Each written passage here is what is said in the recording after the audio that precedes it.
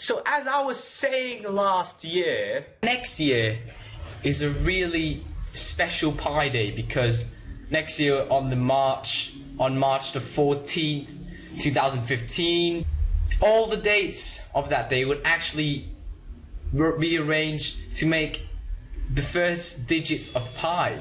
It's Pi Day again! Oh, that's not really the point we're going to be discussing. Today we're going to be discussing about how we even get to the value of pi. Obviously we know pi is 3.14159. It's the ratio between the circumference of the circle and the diameter of the circle. So many things is round and so many things involves pi, but is taking the circumference divided by the diameter the best way to calculate pi? No, it isn't. So how do people calculate millions and billions of digits of pi so accurately? Now, one of the first estimates of pi that was given was actually by the Egyptians and the Babylonians about 1,600 years before the birth of Christ. And this figure given was actually very accurate, within 1% of the actual pi value.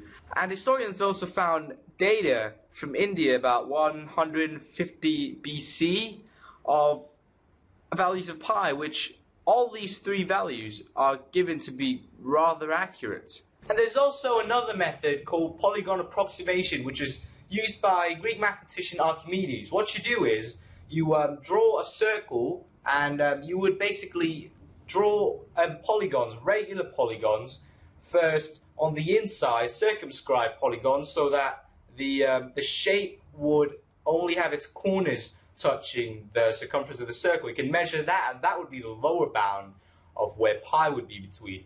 Then you also have the inscribed polygon, which is the polygon drawn outside the circle, so each side of the regular polygon would only be a tangent to the actual circle. Now, he got quite accurate with it. He drew a shape with 96 sides, and he managed to get up to 2 decimal places and a range where pi could fall between. And it was used by many mathematicians. There's a Persian astronomer called Jamshid al-Kashi who used this method for a polygon with 3 times 2 to the 28 number of sides, and he got up to 16 digits with that.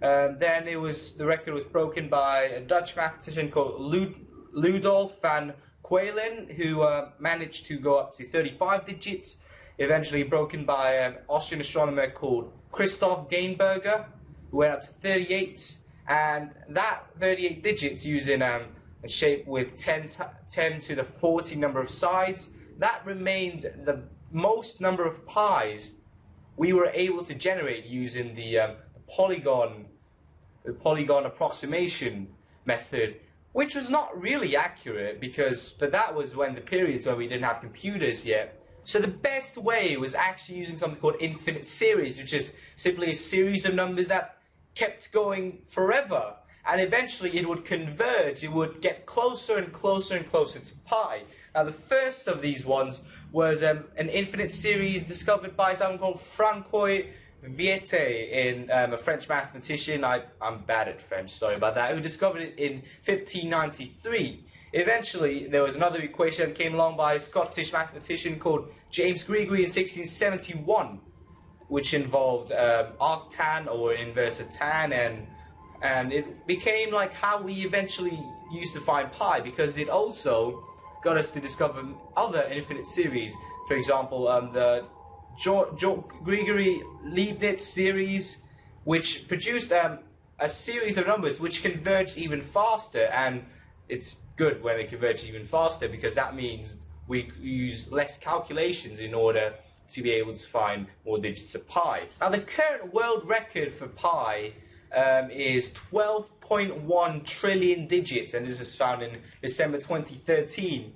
And the algorithm they use is what we call the Chudnovsky algorithm. Now, this is the fastest converging series.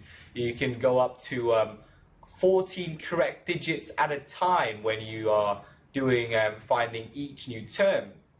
This was developed by the Chudnovsky brothers in 1989. That was a long time ago. However, we still use this method to find more digits of pi. This is like the current fastest way. So this is my pi day pi. I'm moving closer, like diameter, circumference, 3.14.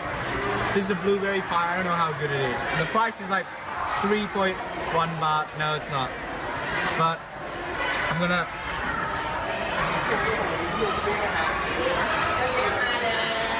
And thank you very much for watching my video, and I hope to see you again soon. Goodbye. I smell gunpowder in here now.